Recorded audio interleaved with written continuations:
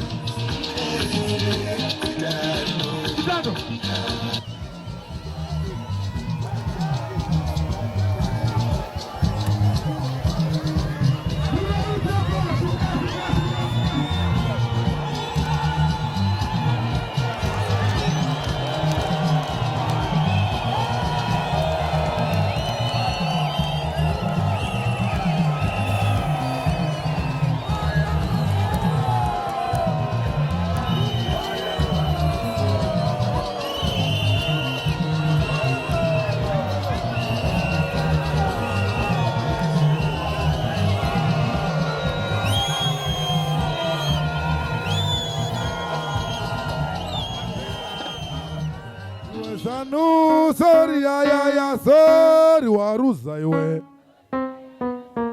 iwe sanu sorry ya sorry waruza inotambika waruza iwe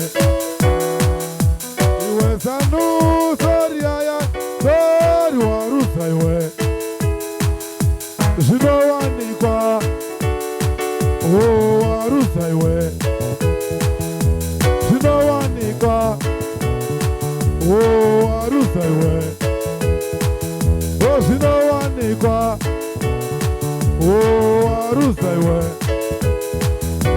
zinowanikwa waruza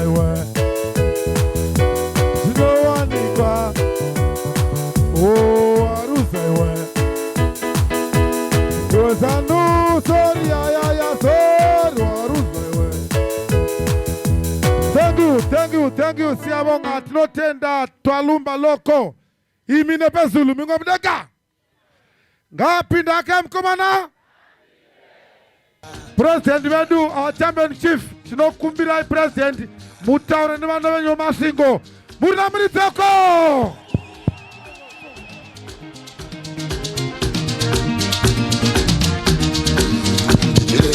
waka yasha wakamuka kanwa wakatienda zvakomana usatanze ndinoda kumbira Jesu ndichimupavi nekuti yati Chamisa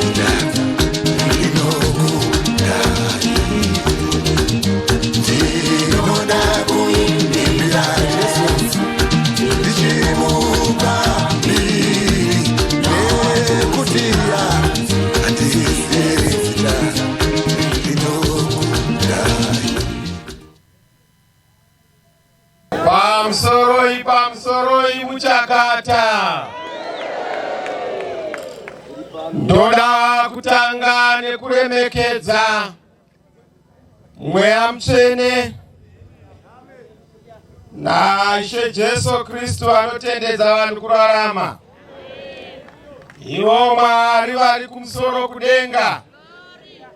Isu takasiyana nevaya vaya vanotenda zvibakera. Isu tinotenda rudo. Vaya vanotenda hasha. Isu tinotenda nyasha. Vaya vanotenda rima. Isu tinotenda chiedza. Saka takatosiyana. Vaya ndevekare. Isu tiri vemangwana. So nditendedzei kutenda Mwari wemasimba ose. Ndo vanotisvitsa pano. Ndivo vaita kuti mukoma wangu Mnangagwa aone nhamo aite chamutava nhava. Akambotanga achipfeka scarf ikena apfeka magarments. Ndikati usati watanga mukoma uchapfeka mapambas.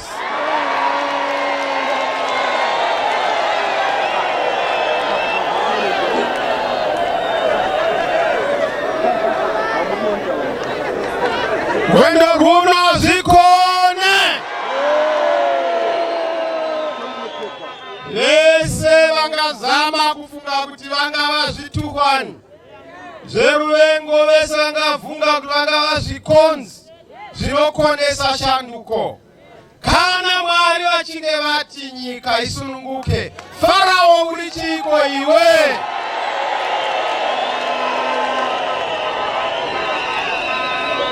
Ndatenderera nyika yose kwese kwandiri kuenda. Hazvichina kuti newe bato ripi, neivo vekuZANU-PF ndo vari pamberi. Vakati naye vachamisa tanzwa kubva 1980 panonzi pamberi. Ndepapi pamberi pasina svikwi?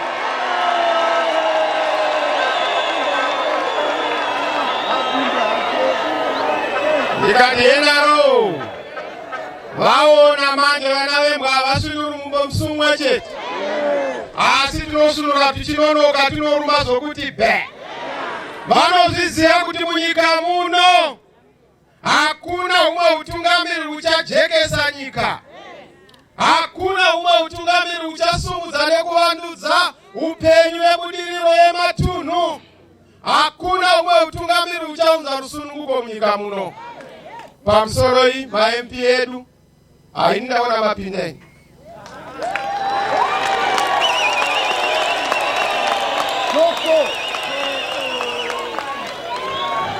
Pamusoro vese vakuru ma-change champions ari pano. Ma-champions, ma-citizens. Ndava varidzi venyai, varidzi vemutambo, ma-citizens. Ndimi varidzi vane vese. Nyaya tawira pano paMuchakata ndekuziva kuti chigunwe chati chakata.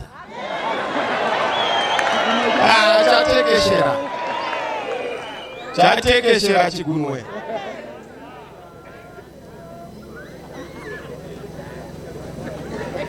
Ndikuona kana ari mapurisa ndongaisiyawo ari kurekodha uyo. Unotendedzwa kuuya pedyo.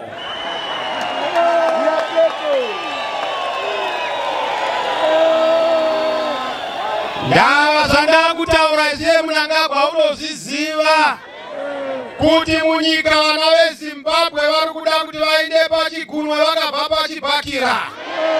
Vanoda kuenda pahuchi, pagirini, pakaramba vakuda goridhe. Havachadi zviya zvekare, vakaona kuti man'icho vakuda nyama. Vakaona kuti vakaendeswa mberi vachingotaurirwa nhema kubva 1980. Vakuda kutarisa ramangwana ravo rine mabasa nepundutso. Nezuro ndandiri Bridge. Ndanga ndabva kune unonzi kulima Kachana. Kwese ikoko zvikanzi kangene uchaha. Kangene ujaha. Gena jaha. Gena jaha. Saka mchaona nyika yose hakuna zawanoita. Nakutaura one thing. Hama zangu muno chigunwe ndo chichasunungura nyika. Chigunwe ndo chakaenda kunotekenya giri rorusununguko. Chigunwe ndo chinotendeka pakashata. Chigunwe ndo chinonombora zvinotapira. Chigunwe ndo chinobura uchi. Chigunwe ndo dombori rakanoparadza musoro wa Goliath. Takaona kuti chezvembama hazvina simba. Ndosaka takazvisiyira vamwe ava ndona yaparara manza haisiko. Vaiti vazira mukaurisa mukomana tamutorera bhachi. Izvo vasingazivi kuti manditorera bhachi dzvuku mandipa rinonaka reyelo. Wapindara mukomana? Wapindara mukomana? Wapindara mukomana? Sei tichida kuti munyika muno muve neshanduko. Isu tinotaura tishanduko muZimbabwe. Hatitauri shanduko muEurope, hatitauri shanduko muAfrica, tatishanduko muZimbabwe.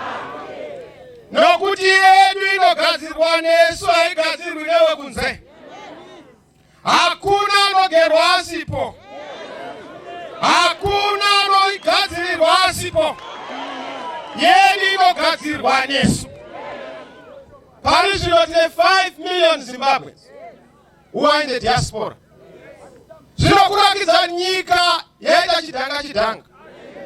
Chero uri teacher, uri doctor, uri nurse, uri journalist, uri munhu akazvifundira, chero wakarongeka sei uri accountant, unodhanganyiswa nehurumende yakadhanganyika.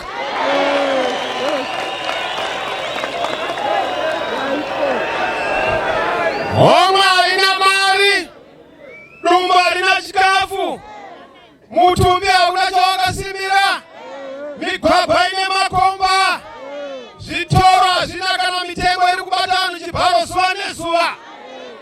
Mukanotarisa muzvikoro, vana havasi kudzidza, maticha haagoni kudzidzisa, hakuna unogona kudzidzisa, mudumbu kana musina kumira zvakanaka, musoro munorongonyorwa.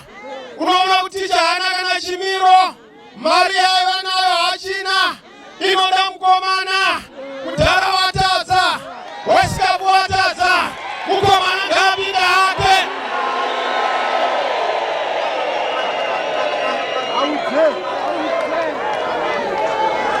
Ndonyaya yatiita kuti tide kuti nyika inake. Mukatarisa tine 60 minerals in this country. But look at where we are. Tinonwa nhamo nyika yose pasi rose. Ukaenda kuBotswana vanoti makwere. Ukaenda kuSouth Africa vanoti mazimba. Tapuwa mitupo, tapuwa mazita, tapuwa madunhurirwa. Nenyaya yenhamo yatakatekeshereswa nehurumende. Kazhinji ukaona nemanga kumakumbo, usakwesha manga kumakumbo. Kwesha musoro nokuti manga ari kumusoro.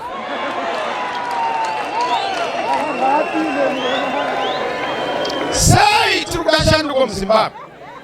Toda shanduko muZimbabwe nokuti tatakarwira patakati mukoma wauya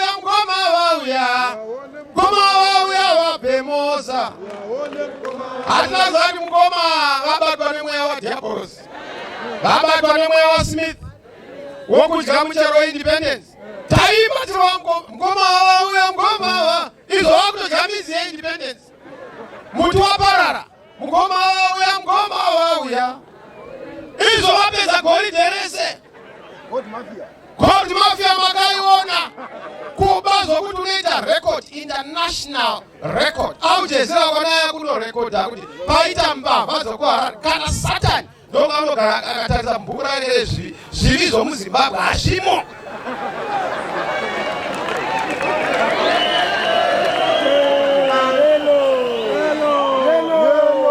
Kuti matanga maapatsva, matanga pamberi kuita zvivi zvikamboitwa.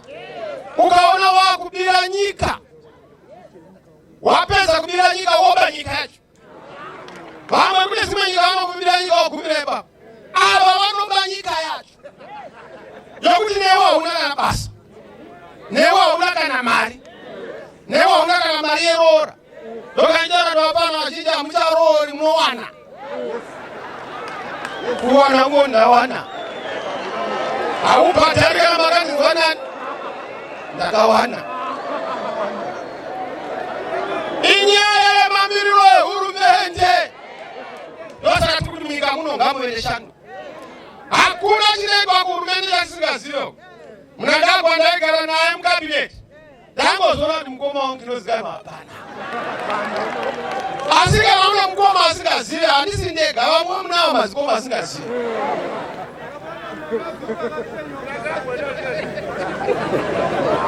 Kuti mukoma nyaya inofana kuitwa so. It pains me as a Zimbabwean.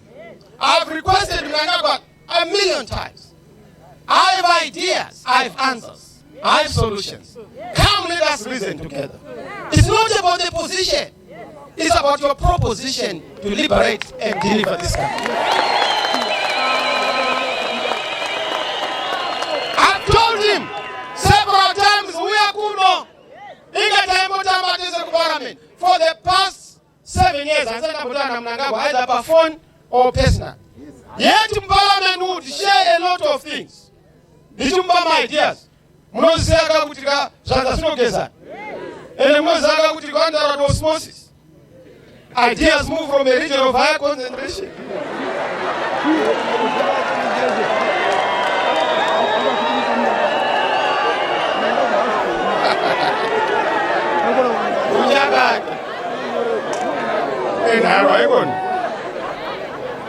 Bati mukaona of late hanzwisisi kuti nyika kuti ende mberi inoda kuti vanhu vabatsirane. Ndada kumba my ideas. Now, for me, the issue and the prize is not to be a president of a country. The issue is to say, do we have dignity for our citizens? Tine nyika ine vanhu vane hunhu. Mapurisa edu akagara zvakanaka here? Masoja edu akagara zvakanaka here? Maticha edu akagara zvakanaka here? Madzimai ane chimiro here? Mayuth ane mabasa here? Koyo migwagwa ine chimiro here? Ko varimi vanobhadharwa here mari yavanokodzera? Ko izvo zvitoro ndozvatiri kuda here? Ko mari inobhadharwa kuchikoro ndoinokodzera here? Zvese kana da kuona kuti munyika mune hurumende ine musoro, usatarisa kure. Chokutanga tarisa migwagwa. Mugwagwa unomangara the state of your government. Ukabvapo ina unotarisa chipatara. Chipatara is the mirror through which you see the nature of your government. Ukaona usina kudaro enda ku education. Wonoona education has been destroyed. Education in Zimbabwe haizikanwa iri yepamusoro-soro. My headmaster haizikanwa achimwa madoro ayanzi makoti. Right on the headmaster. Nokuti hairi afford. Ike zvino headmaster hagoni kana kuwana kana kutoteka fanda.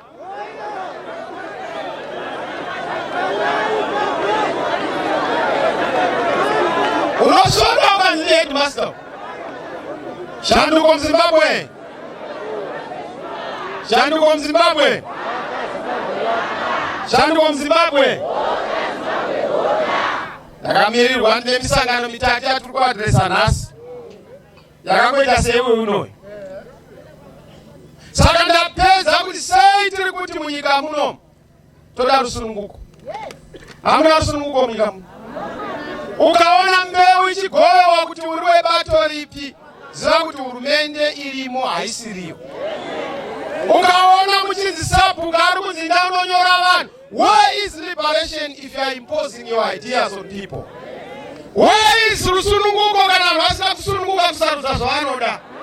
Kuenda uchiti wakarwira rusununguko asi unouya pano wotaura sabhuku ina unonyora vanhu vako, munhu wakati anofanira kuti avhotere pakati chi. Why do you call for elections, Mnangagwa, if you don't believe in elections? Why?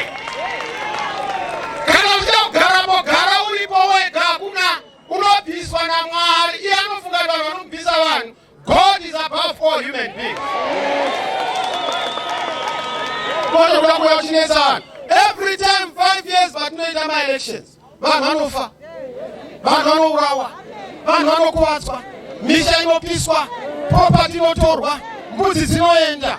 Mombe dzinoenda. What country is that? Unakuita chiwe. What did you fight for? Wakarwira chii? Kurwira kuti vanhu vashupike. Kurwira kuti vanhu vaitwe kunge mombe dziri kupinda mudhipi. Kurwira kuti vanhu vanzi uya kunoita zvakati zvandinoda. Imi ndimi muri kudya. Ivo ndokugeza muromo. Porridge munozora pamuromo ndimi akaguta. Wozora nhopi mwana anati ari kudya. Akachema mumzara unochemei. Kosai muchida kuti vanhu vange vachigeza maoko ehungiri kudyiwa pasabhuku.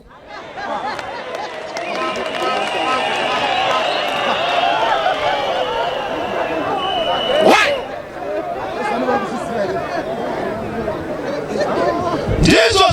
Let me tell you, Amazang.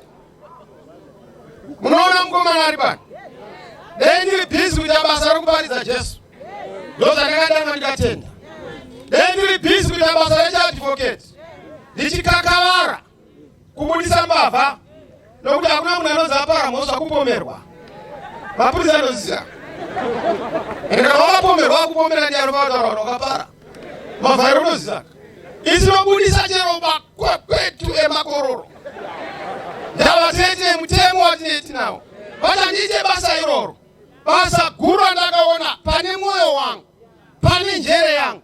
Nepakuti dei Zimbabwe yanaka. Zvakarwirwa nevakaenda. Vana chitepo nakatomboga. Vakanga vachitenda kuti nyika inofana kusununguka vanhu vagare murugare. Zvaitengwa naMugabe. Ndoseka neZANU-PF. Mugabe muridzi weZANU-PF akaitanga. Okeramba.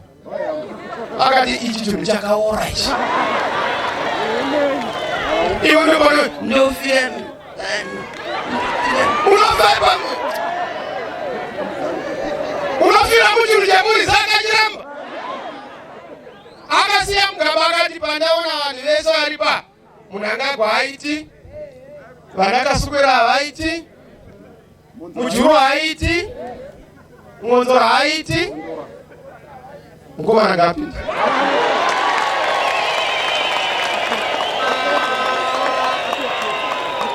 Hamuna kumunzwa here. Hamuna kumunzwa here. Ndosaka muchiona pane mutsauko wangu nemukoma wangu munangaka. Iye wakabvuta kuna mudhara wake. Akapinyura poto. Ini ndakasirwa natsvangira ndikati mufana wangu ndarwara. Bata basa. Enda nevana vaende Kenani. Uye wakagadzwa ndosaka muchiona zvinezi. Ngonzora ndobva achiva bhachi riya. Ndovana muchitora. Hero aritora ramunywa nemujuru hachina kana bhachi. Obinera mkomana. Obinera mkomana. Obinera mkomana.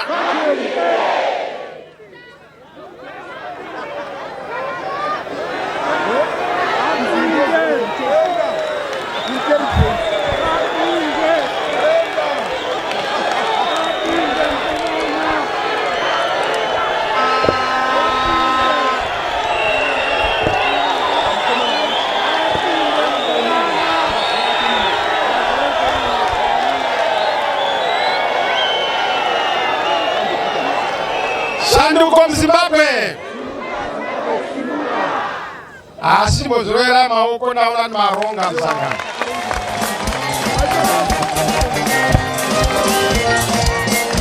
Wewe babu wacho vakakabala Israeli vachibvunzana tikasvika here naimambo zvenyika ino kutofamba tichinamata zvenyika ino tinosvika nemimambo zvenyika ino tinosvika nemimambo tinosvika here naimambo tinosvika here naimambo tinosvika here naimambo tinosvika.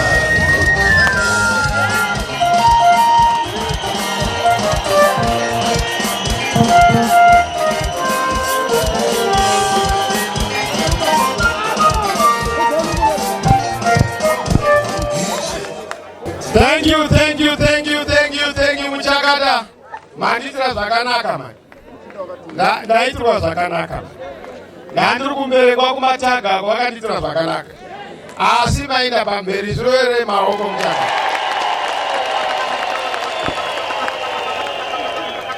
Ndisikapedzi nguva.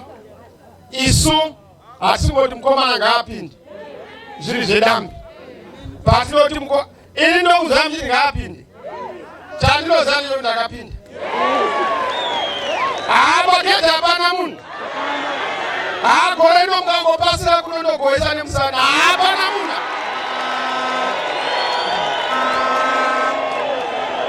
Ndakanga ndati zvinobvumidzwa here zeki kuti vauye vari vatatu kuti apa Mnangagwa moturikidza pamusoro pake chiwenga, moturikidza pamusoro pake kasukwere.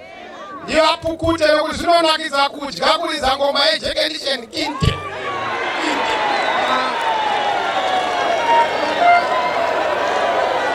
Tinopindira apa.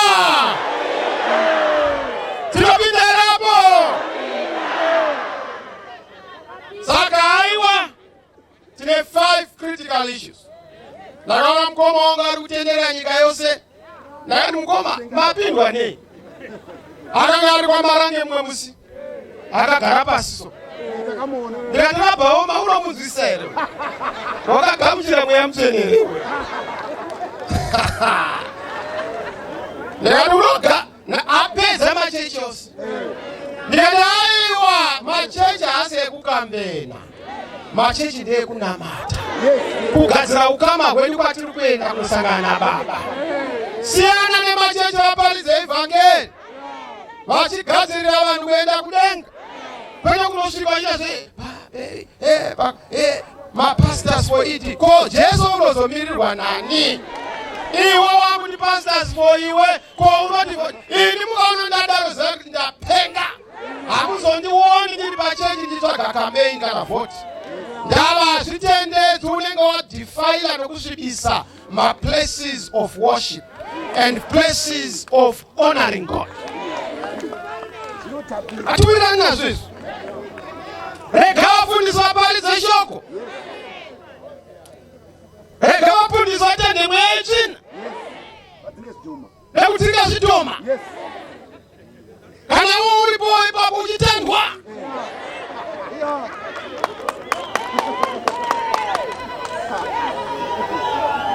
Waitendera namona anga ari muzaka. Ane mabhazi 500. Anga ari wawo futi kumatemereri. Vaiseka zikati apindwa nekongoma wako. Ndikati imi hakuna usina mukoma akadaro. Nemiwo kwenyu ariko. Ndinedi. Ndinokutanga. 500 mabhazi wanga ari kumasendra. Achitendera neuku. Chicken uye pano ipa vanhu huku. Zvemare manga zvidyiwe chikafu chikauya rovai bosai.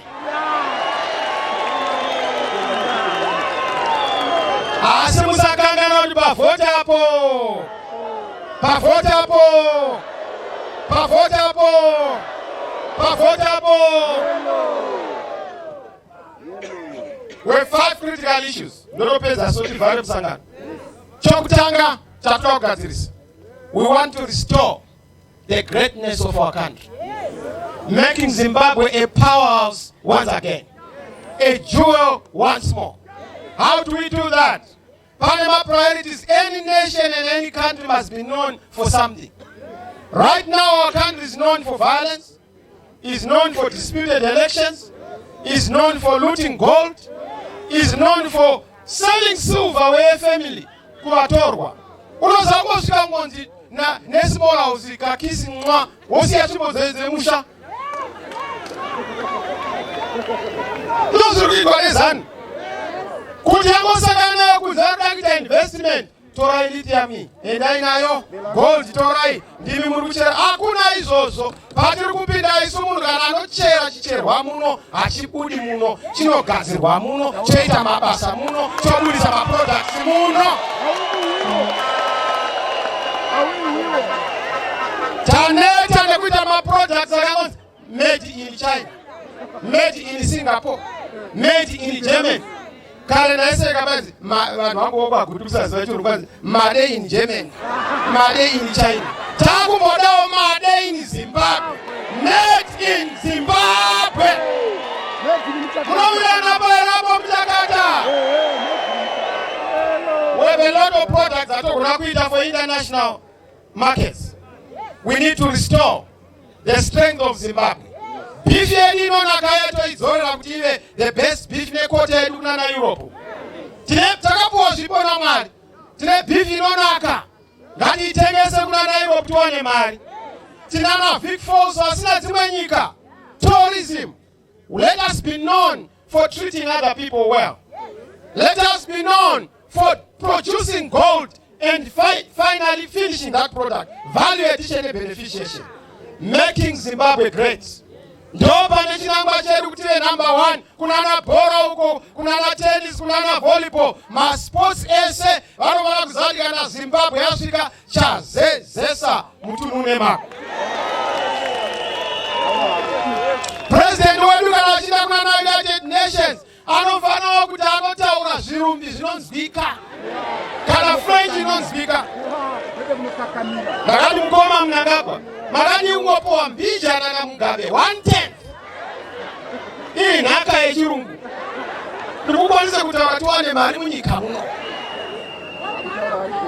Vanhu vakamudza vachiti ndobhara koma, wobhara ziro yani mudhara iwewe. Iwe mudhara. Waonekwa. Shanduko Zimbabwe! Shanduko Zimbabwe!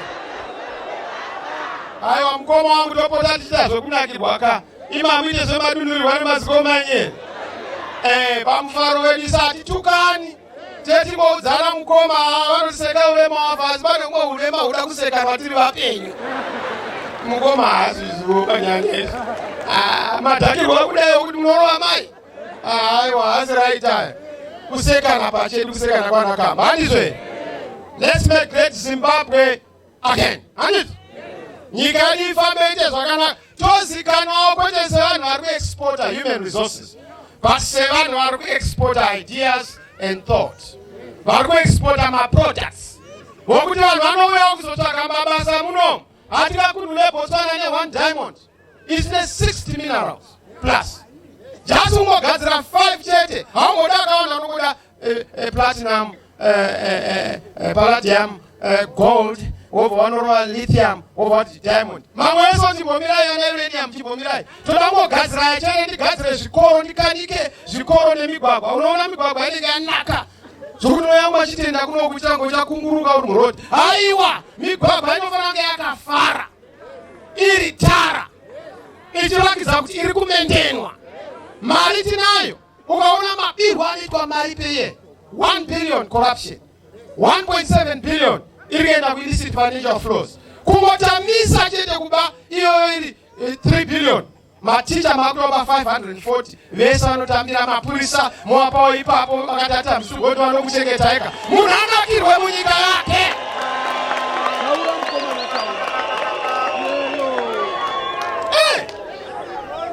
Rona mapurisa edu anofambiswa ari muopen track. Ari kumashure achirohwa nemhepo. In modern countries, mapurisa anofamba in civilized vehicles. Hazvibvumisi kufamba ari muopen track amuna maseat belts. Safety haibvumi.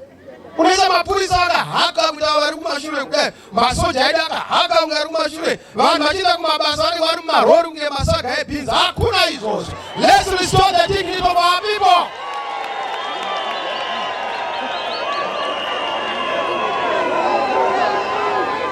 Making Zimbabwe great once more. And ipapo, you don't make a country great mukatoita mutungamiri akadhanganyika.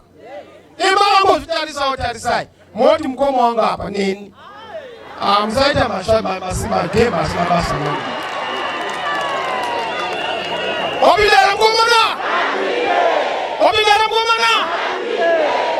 Number 2, toda kugadzirisa governance yenyika. Government. How do we govern? The culture of government. Toda kugadzirisa culture nemaitiro edu.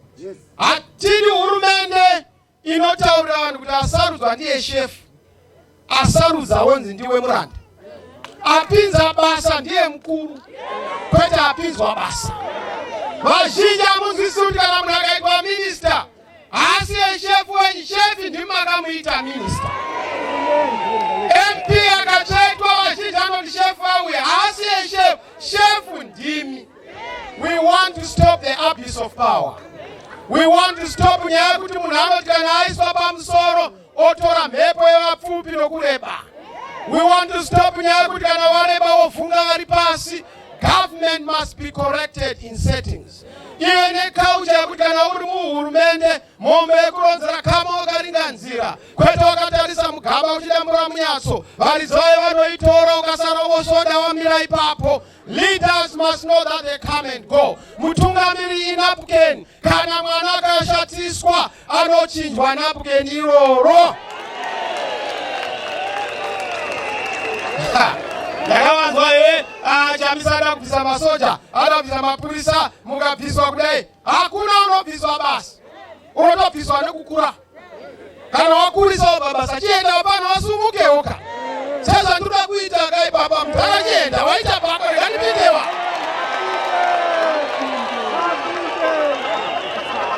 Wachipingiri chiri pamadziro chinondodona nemuturo. Hatisuda kuchinja hurumende, toda kuchinja vatungamiri vehurumende. Toda kunogera musoro tibva nenyu heka timbochinja usavi. Sata muriwo. Machangisi taneta nawo takuboda kurova nyama inonaka, Samson nyama inonaka, mufana wechinyika inorova basa. Tombokupa iwoka zvinonaka nezvinotambira munyika umo. Momvotera lemukomana, momvotera here uyo.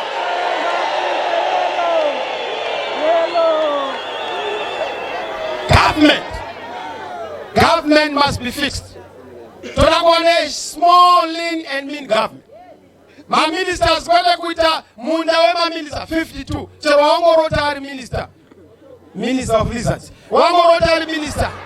Minister of Caves. 15 ministers. Zika. Anenga ataza basaro basi. You can't be a minister of finance when the country does not have finance. You can't be a minister of water when there's no water in the country. You can't be a minister of education when education is tattered and rotten. Kurati na wataza basa roa basi. Topiza wa mwana roa basi. Neniwo kana ndapinda ngapinde mbwa na mukati mnogona kudzieka. Mukona tataza bulisa ifomorai munga fomorwe.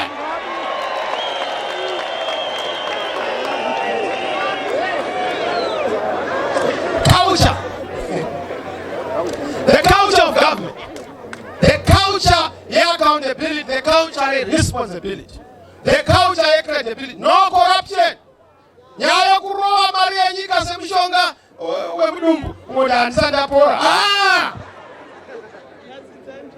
Let's respect my resources yenyika. Not loot them but take care of them. Vamwari kupfunza nyandro tawe madzishe. Madzishe musavhunduka nemasapuku. Hatisuda kuchinja. Chatuda kubvisa nechekuti hurumende nepolitics get out of the traditional institution. Hakuna uchagadzwa nehurumende, munhu anogadzwa nedzinza rake. Ushende hwedzinza husi hwepati. Ushende hwedzinza husi hwematongerwo enyika. Kunoitwa ushende kuti wakanga uri ishe zviri muropa. Zviri mudzinza kwene kunoitwa nenyaya yekuti wasumudza chibhakera kana kusumudza chigungwa. Ndozvimwe zvinoita mvura isanaye munyika muno. Mwari vanotsamwa nemaitiro edu. We are moving away from the virtues of divine leadership. Where madzishe masabuku achifana kusarudzwa nedzinza. Kana mune madisputes emadzishe usabuku chavo vamwe vanongogadzwa kunzana mugadzira kuti unda zvemusangano.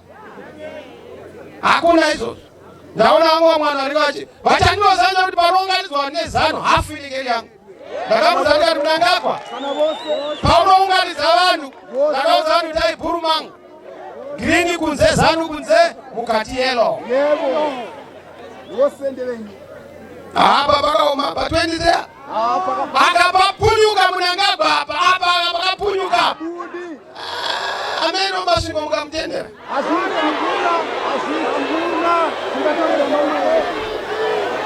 Yellow ere kana green? Triple C ere kana kumekuya? Mukomana ere kana mudhara? Mudhara hatisina kuti aende kure, tinoda kuti adye penje. Hazvigoni kuti mudhara abate gejo, mukomana ndakagara pasi pemumvuri. Ndaramba nyika ndipei tirove ndima.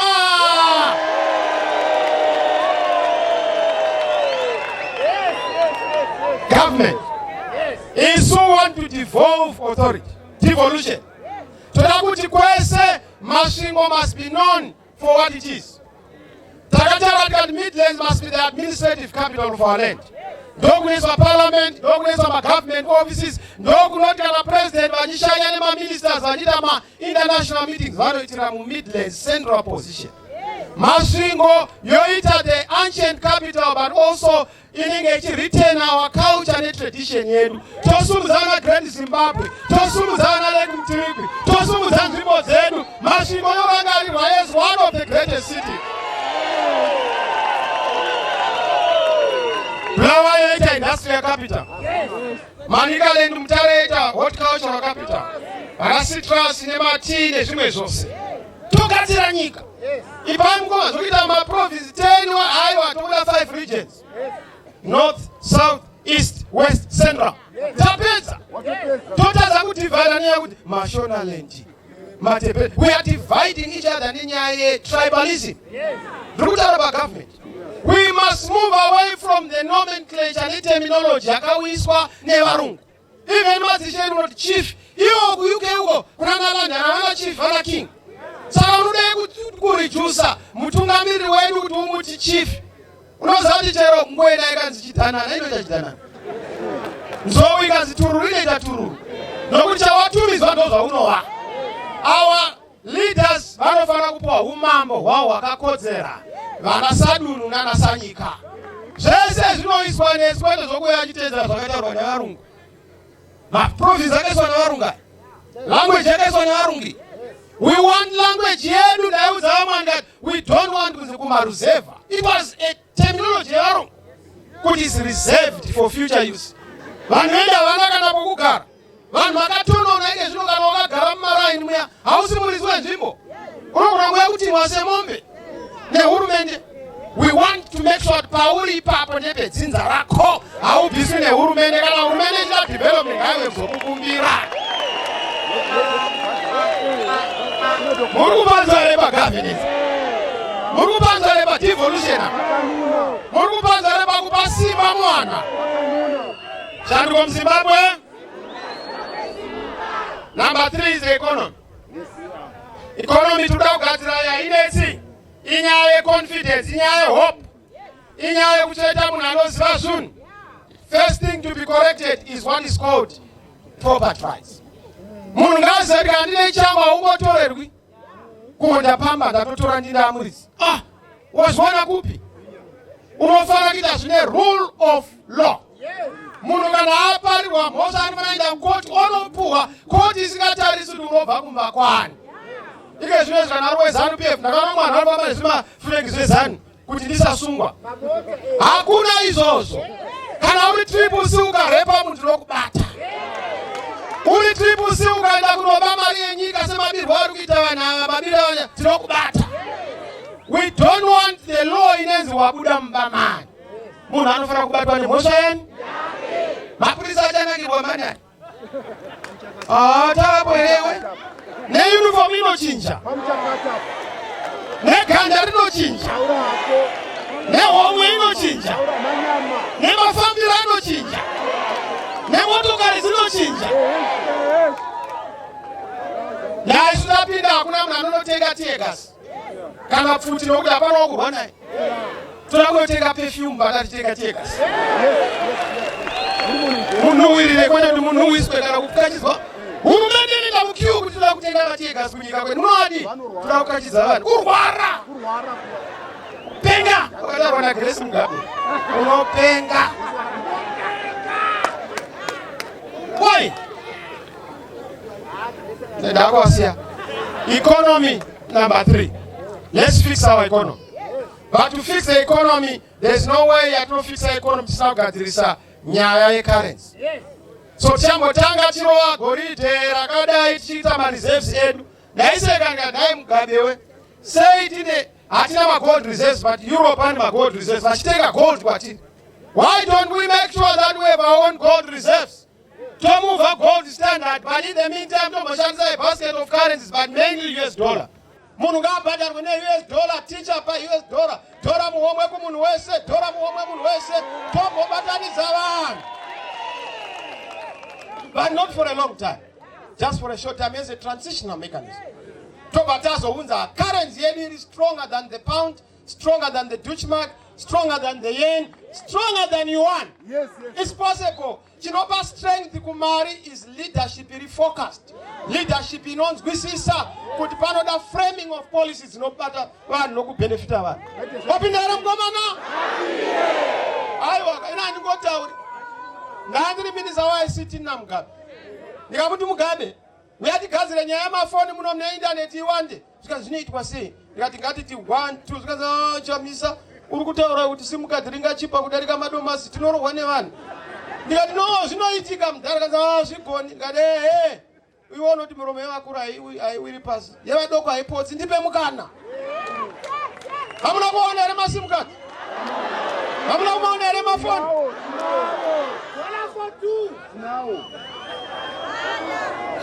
Vamwe mane barika remafoni. Kuti anondoda telecell. Asi havana kugadzira nokuti hatidi nyika yokuti uchida kuti ubate network unokwira muti kana kukwira mugombo kuita gudo kuti uwane network. Nyika inofana kugadzirwa so that we have ubiquitous connectivity, not just 4G, 5G yokuti ke zvinodei muchigugula keno hapana vazhinji unoti wakuda kutodikwa wapadhuze so yobva yadonha network wotangaze gore tuwa unovatangaza tiri kunyambara hapana wapindara mkamana the economy toda kugadzira upfumi hwedu, but kuti gadzira upfumi tofana kugadzira ma-commanding heights of the economy. Energy kunana agriculture togadzira ma-rights evanhu is toda agrarian reform, precision agriculture togadzira nyaya kuti pa village yega yega tractor pe village kwete kuti mukore uno zvaitwa nana sekuru vedu kurima nemombe charoveki bokve foro pakudawo matractor mombe ndedzenyama nemukaka handizve. That is the future. Masola pane unoona akuru mapera misana yapera nezvibhorani kunodai mumba kudai kuti uchitamba sikokoja hauchagoni kana rwira music hauchaigoni. Wapindara mkomana todaoka masolar powered balls anoita kuti unongosvika wongobaya mvura yodi. It's happening elsewhere. Zviri kuitika kune dzimwe nyika. Last thing on the economy is infrastructure. Toda kugadzira infrastructure hama dzangu ma-roads dzandinoti ma-lines of civilization kana kuti tsinga dzebudiriro, ma-networks andandichataura, lines of communication, ma-lines of transport, migwagwa dzinopinda mese kuti produce yedu inde kumarket. When I grew up kwaGutuku, mai vangu vairima zvokuti be rori dzaiuya pamba pedu taipuwa masaga neGMB, topuwa rokusona rinonzi chii dumo taipuwa neGMB, tamu neshinda taipuwa neGMB. Instead kwakurungosona masaga nokupura ndokwatoda kudzokera ine papo tasikapuwi mbeu yemara vanhu vairima because things were properly aligned. Toda kudzokera kuti vanhu vange vachizviitira zvinhu zvavo vasangonzi ndikupe nehurumende. Musapa vanhu hove vapei zviredzo. Infrastructure. infrastructure. Roads anga akadi akanaka, mvura inge irichi. Munosati veni mvura ikana unozatinza yanaya rwendo rwuno moyo mvura yanaya musemwa yanaya apa iri kuyerera kuita kunyanza madi kuiuchika mvura ite dam kuitira muite madiridziro mvura painenge isinganayi. Juno Smith had done 14,000 dam construction sites which have not been executed. Nemukomana wangu Mugabe wakaitadza nyaya iye Mnangagwa wapinda waitadza yenhaka inoremaka. Naka wenhaka haitika wapinda nemukomana infrastructure. Tipei mukana muone zvinoitwa munyika mutoikaringa nyika munoikangana ndio Zimbabwe. Ende vezanu yondo vanenge wapamberi kuti ngapinde mugoma ngagare mugoma ivo avezanu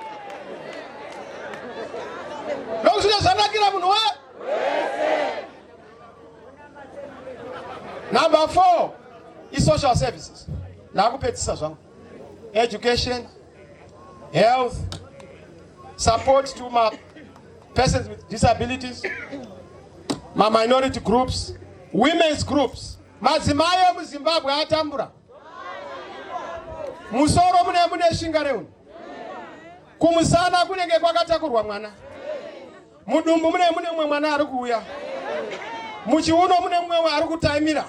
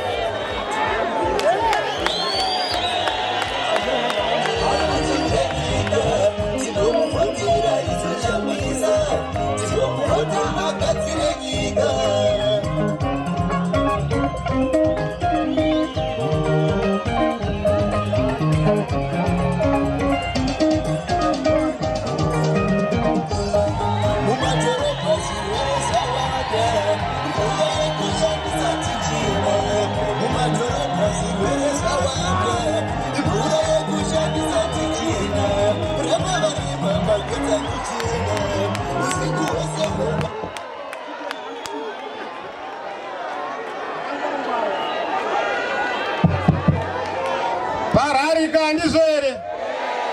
Ndakazoona mukoma wangu Mnangagwa aona ndichitamba kuda kutedza ikati unotyoka mudhara. Dzimwe stara autedzeri. Vhiki yapera ndiona kugokwe ndangopinda musupermarket akandozviitawo. Akapinda musupermarket maprice ese akatanga kuvhunduka kuti ndiani. Akabva akwira ipapo. Number 4 social services. Education ndokatoa kugadzira zvakanyanya. 3 things. Garai pasa.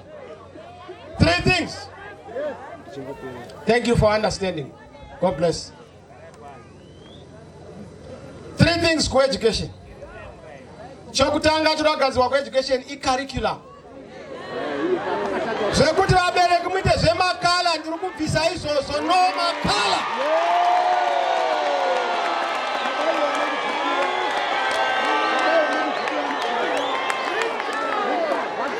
Opindara mkomana. Ukada kuti mubereki aramba ari mwana wechikoro. Kuti vana havasi vari kuenda kuchikoro mubereki ndiye atiwa mwana wechikoro. Saka tinoda kugadzirisa curriculum nesyllabus tichinzwa kwamuri vabereki. Tichinzwa maheadmaster nematicha vanova maexperts in education.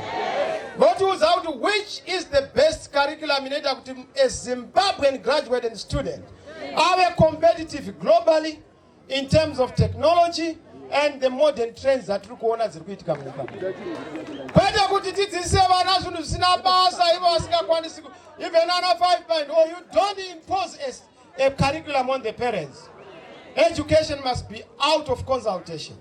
Munhu wese ave happy nokuti tiri kushepa ramangwana remwana zviitwe nokungoti minisa amuka achifunga zvakati. That is going to go. Number 2, toda kugadzirisa nyaya kuti grade 1 to 7 hurumende ngaite education, free primary education. Wapindara mkomana. But akusikuta mari but there's nothing free. But inyaya kuti hurumende inenge ma mechanism we've worked on a mechanism. Nemari kwa inobva kuti inobva kupi chienda kupi, so that we are able to give my parents a breathing space. Change may be uniform jet. Kungotova vana vaite uniform. Why uniform is important? They kuti pasa one kwa anowana neasingadi.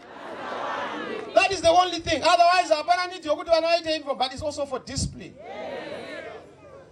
I end up from one toti mubereki chizionerawo.